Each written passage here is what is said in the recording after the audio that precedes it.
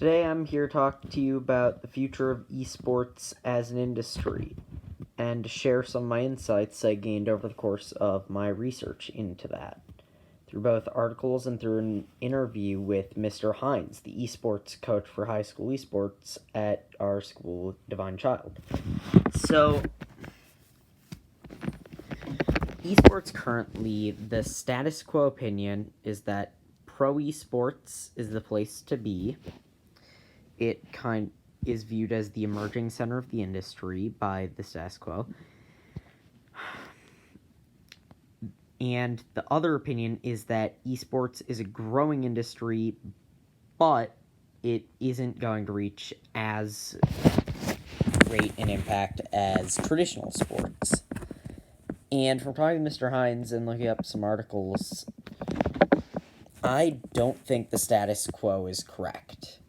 I think that the college center of the esports scene is actually where things are going to get very important, and that is going to be the emerging center of the industry going forward for the next decade.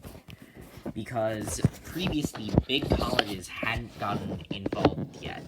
So, your Central Michigans, your Eastern Michigans, your Western Michigans hadn't gotten involved. And that was why pro was such a big deal, because there was very little college presence. You had, Alma had an esports team, according to one article, but very few, and mostly from small colleges. Recently, according to Mr. Hines, though, Western Michigan just opened up the biggest esports arena in the state.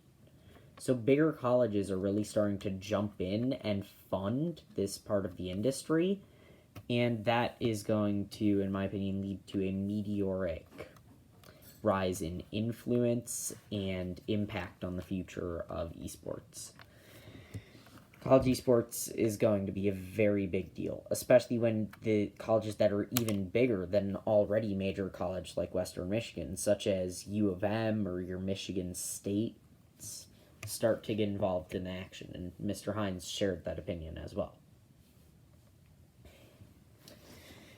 As esports grows, it's going to run into some complications that people haven't thought of. So, college athletes currently in traditional sports are facing this issue of, and colleges themselves are facing this issue of, should they pay their athletes, and if so, how much? Because if there isn't pay in college esports, a lot of these athletes have their own brands, and they can go off and be successful on their own and shoot for a pro scene sort of thing.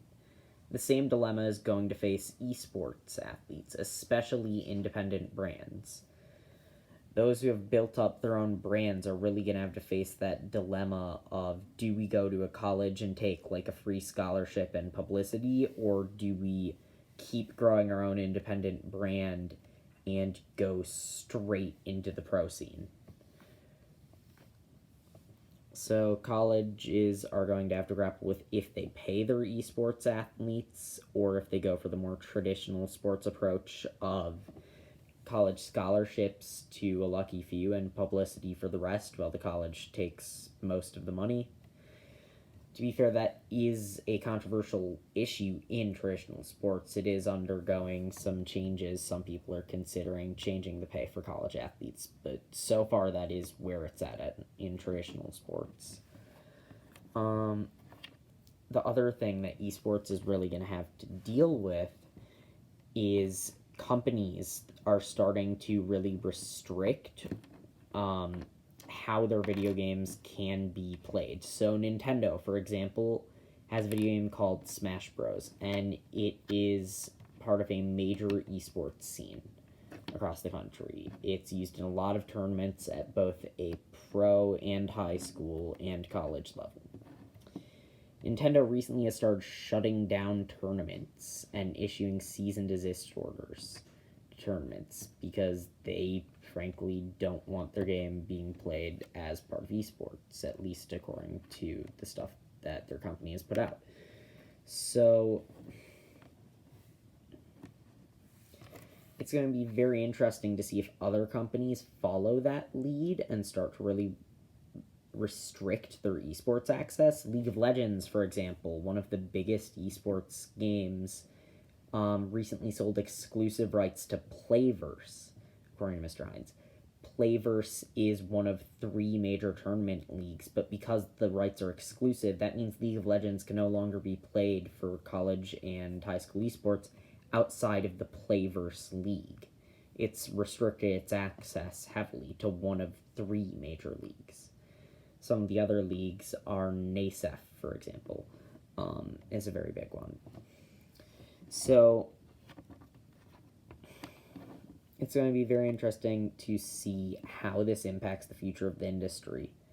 But what all these changes mean is that the industry is going to be in one of its most turbulent times of, like, pretty much since it's become a thing. This is a time of major change for the industry that really hasn't seen before.